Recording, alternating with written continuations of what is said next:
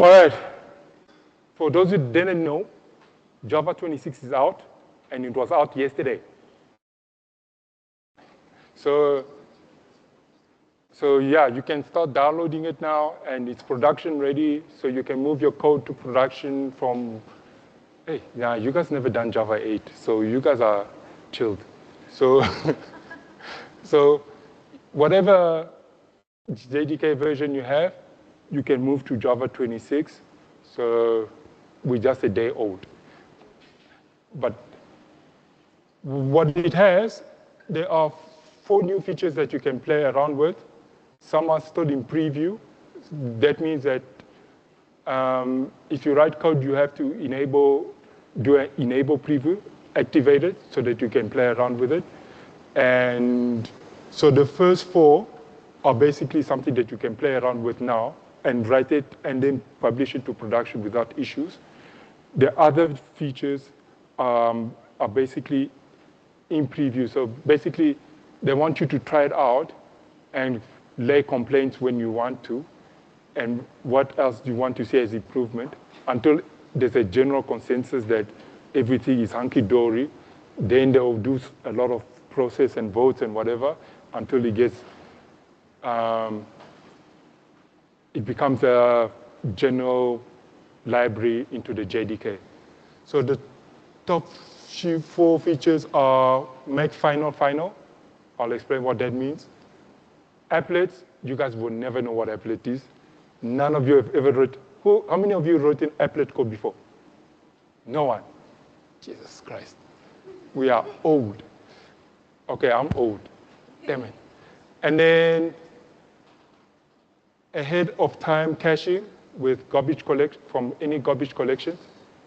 Don't forget that Java has more than 1 garbage collector. Well, depending on who implemented the JDK. HTTP 3 is now standard. Well, it's now available on the JDK. Did any of you know that there's HTTP 3? Oh, some people are just realizing it now. Yeah, so HTTP 3 now is now part of the JDK. And so those are the first 4 are the ones that you can play around with. And then I'll go through the rest. So final. So if you know Java, you know that final is a constant, meaning once you assign a value, you can never change it. But there was a way to do it using reflection. How many of you know what reflection is? So reflection was a way to access your Java objects and its method dynamically using code. So whereas you could write your own code and publish it, you can say, you know what, I want that specific class, I want to expect all the methods, I want to expect all the fields, and then you can also invoke a method dynamically, you could also get the value of the field or assign a value of the field, or programmatically using reflection. So the problem with that was things that were final, you could override the value over there and using reflection, and it will just accept it. And that was a problem because how many have heard of 0-day bugs and whatever? People could literally get your object, manipulate it, change the final value, and then Bob's your uncle. You know you can write Java inside Java and run it dynamically in Java, right? Huh?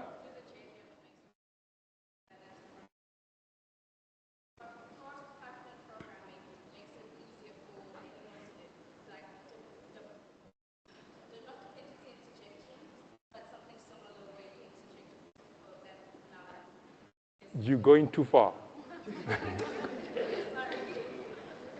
You're going too far. Yes and no. Reflection was one of the beginning ways of writing Java within Java and then run it within Java at the same time. So like, for example, most of the JVM code nowadays are written in Java, and the JVM just optimizes it to run within your machine. So even the Java compiler is now written in Java. So you can write Java code that literally writes Java code and compiles it within Java and then runs it and attaches it within your JVM and runs it within Java. There is a lot of API that the JTK has now that allows you to do that.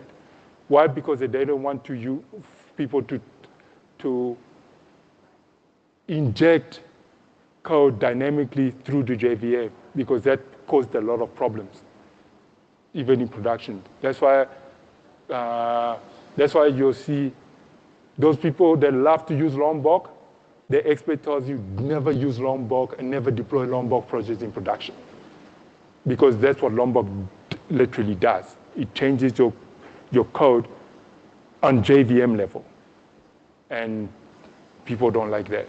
So to prevent fields from final fields to be changed, they introduce now the option of when it detects that there's a final field, blocks it completely.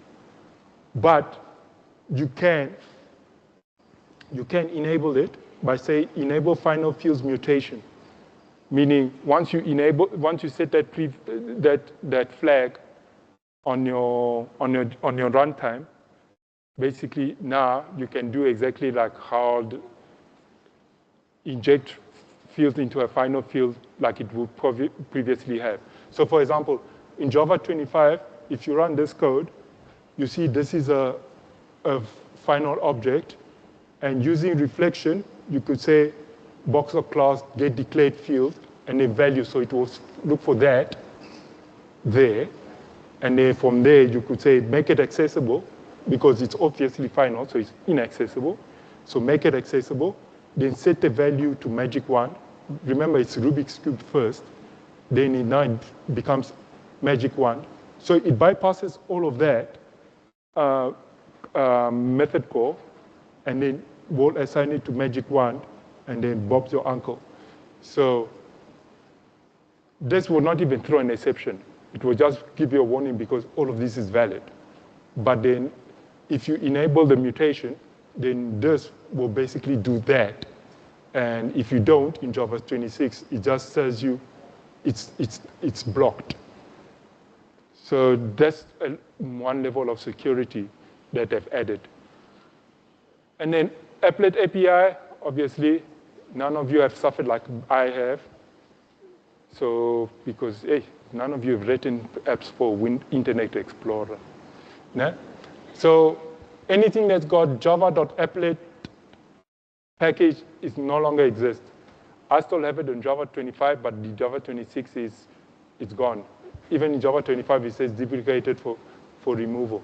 So if you have applet code, which I doubt none of you will ever see in your life, if you move it to Java 26, unlucky for you. Okay, so ahead of time caching with garbage collector. So let me just say, there are various implementation of the JDK, because the JDK follows a set of specifications. Obviously, that's how Java works. Everything is specification based. So there is various different version of garbage collection. There is G1 is the default. There are some uncompressed garbage collectors, compressed garbage collectors. So there's ZGC. Each one have a different signature of registering object classes and its linkage inside the garbage collector and inside the heap. So the problem was now, if you want to start up your application, it will have to, especially enterprise application, because there's lots of classes, it will have to now rescan all your object, find out which object leads to which other object, create an object table for it, and so that the garbage collector can easily do some referencing. So they said, why do we need to do that? Let's move all of that thing and put it to a cache file. So they did that. So that's why they call it AOT cache. So they move all of that into a cache so that if you need to restart your application or resume your application from frozen state, it will have been in a cache. It just loads the cache into the heap and then resume from there. So look at it as Windows hibernating and starting up. Because hibernating, it also puts it into a hibernate file, which is like 500 megs or back in the day. I don't even know today. And then it will just reopen from there. So the problem with that was you couldn't share your AOT cache with various garbage collectors because each one had its own signatures. So they said, okay, fine. We're going to create an AOT cache that has a specific format that all garbage collectors can use. And so they did that. So they created the AOT cache to now be to exist on a separate file, which has a specific structure. And the new other additional feature is instead of the garbage collector loading the cache file into the heap and then redoing and optimizing it, now the AOT cache is optimized. All they have to do is it's never loaded into the heap. They just reference in the garbage collector now goes into the file, takes the references, and then knows exactly how to work with the objects to know whether to keep it in memory or to get garbage collected later. So now it exists in a separate file so that if you change your JDK or JDK to other platform or other vendors, your application will still load up as fast as it would because it's already cached into an AOT cache. So they call it streamable objects these days. You can play around with it. There is a process on how to enable AOT cache. By default, it doesn't do it, but you can, to improve, it's part of a performance feature. There is a step-by-step process on how to actually have it enabled. I didn't write it all out. There is an entire specification on how to do it, so you can go online and actually get it to figure out how to play around with it. And then HTTP3. For those that don't know, HTTP3 is not like HTTP1 and HTTP2. It follows the QUIC protocol, which is a multiplex transport protocol over UDP. So this is the first time HTTP went over UDP. And then, so by default, HTTP client does not use HTTP3 on Java 26. It still bases back to HTTP2. So you have to explicitly say which version that you want to use. And then it's intelligent enough to go into the server, check if your server supports HTTP3. If it says no, it will default back to HTTP2. If your server still doesn't support HTTP2, it will go back to its default HTTP1. So it's smart enough to do that. But for now, you have HTTP3 available. I don't know how many application servers support HTTP3 these days. But I know Google's servers are HTTP3 because they always keep freezing my browser with QUIC protocol issues that I've even disabled it. So that's one. PIM encoding. Oh, though.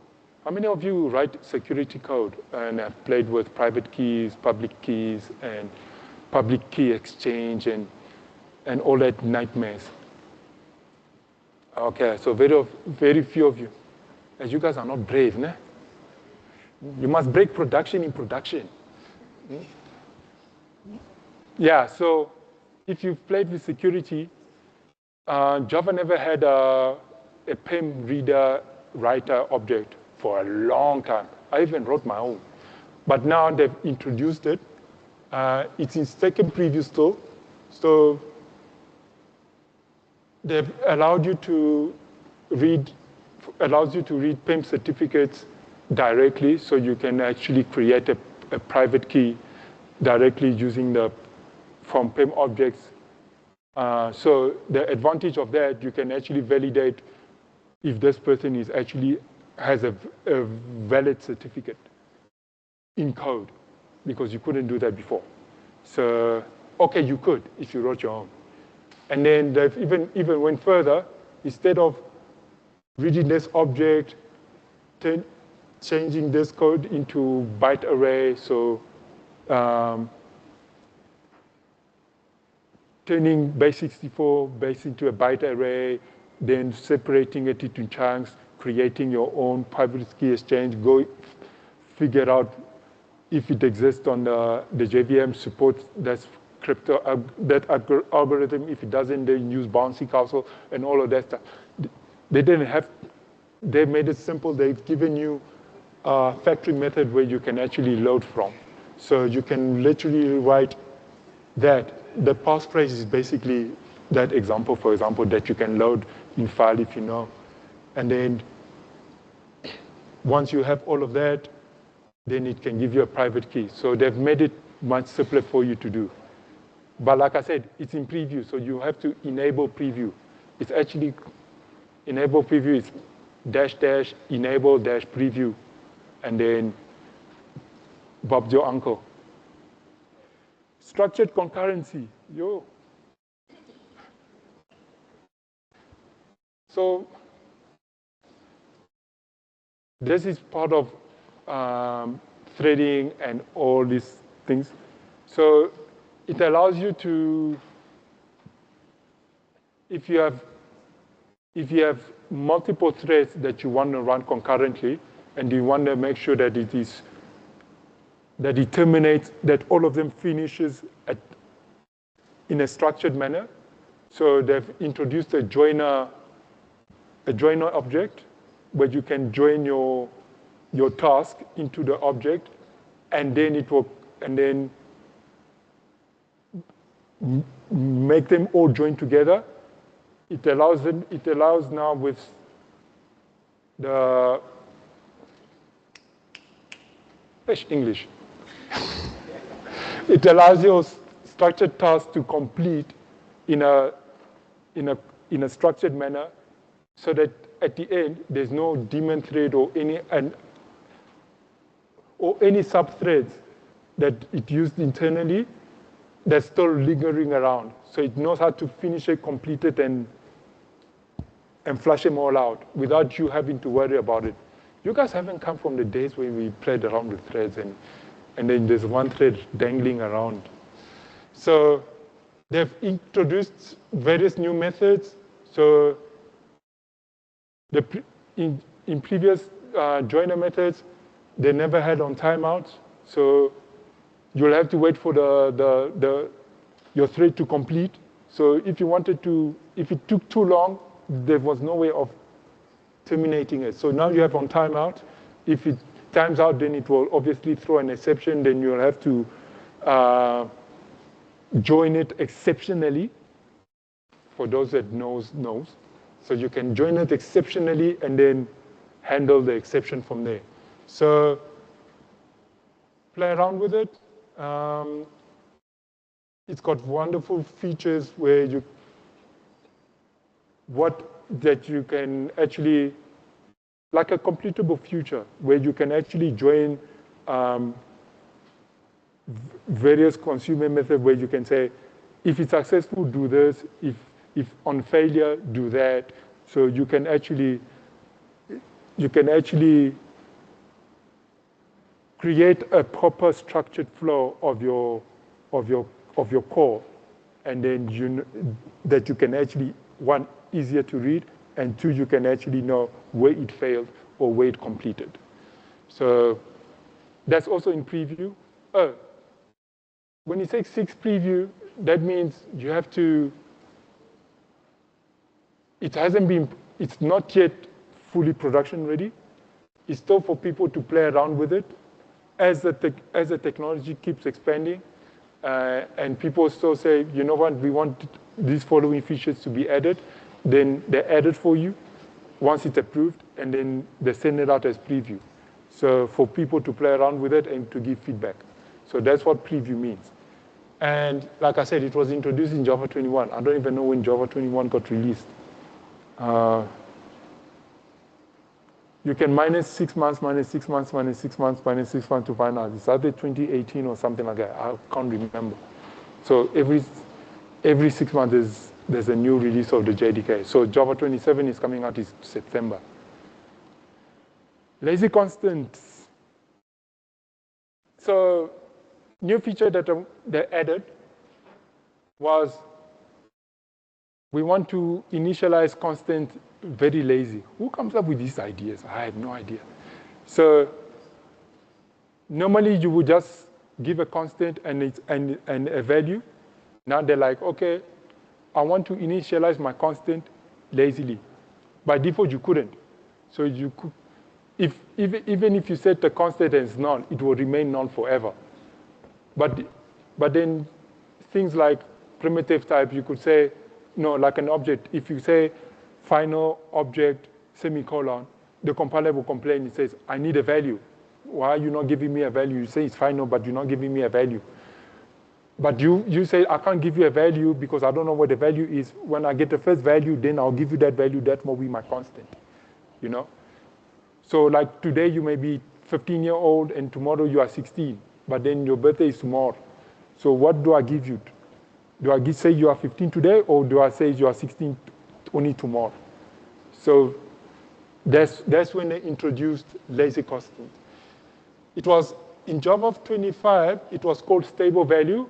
They renamed it into lazy constant class. So if you have your code, you can actually fix that issue. And it's still in preview, so that means that code should not be in production yet. Unless you guys will have to break production in production. That means I like you guys. You are playing the right game. But don't tell my boss I said that. And then they also introduced lazy lists, lazy map, and now in Java 26, they've given you factory method where you can create lazy list and lazy map also, and it will do all the funky work for you. So again, it's on preview. You can go and play with it. Vector API, this is a new feature that they've added. Don't forget, it's not a vector class. If you guys know Java 1, before we had map, and before we had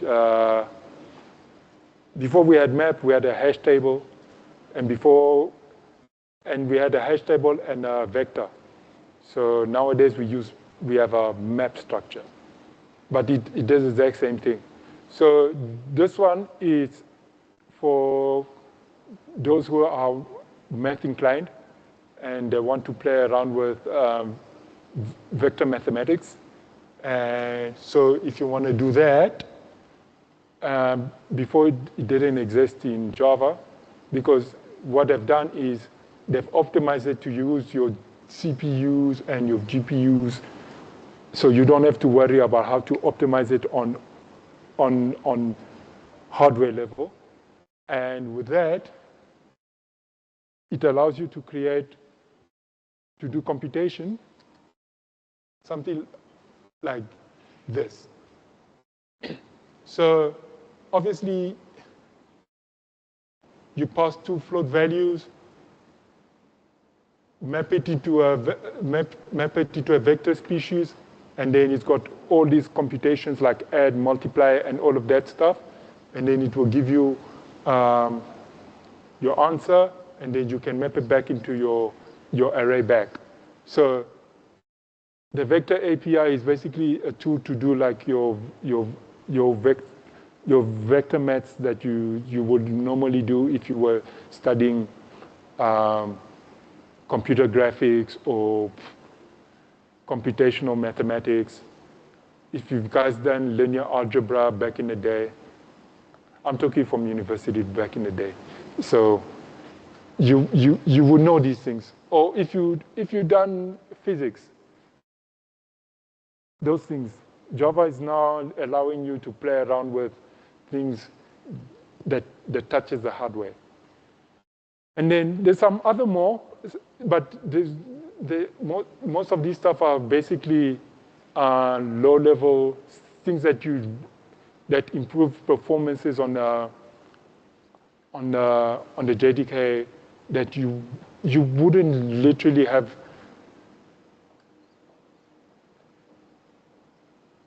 You wouldn't see it, but it's there. And if you're in a DevOps space, you will probably play around with it to optimize your software to run on whatever platform that you're running, whether it's cloud or whether you're running it barebone on a server. All of these additional features exist that you can tinker around with. But the four primary ones that you can actually play around are the top four. And then, yeah. And also primitive type pattern switching, that already is that still exists. Nothing new additional that exists already. So you can do, for example, return expression on a switch. You can do switch expression on strings, which you couldn't do before, and all of that stuff is still there, and that is still introduced, and people can play around with and have fun with. So, yeah, that's Java 26, and I hope everybody can have fun with it, and yeah, and then build a cool project with it. So, anybody has questions and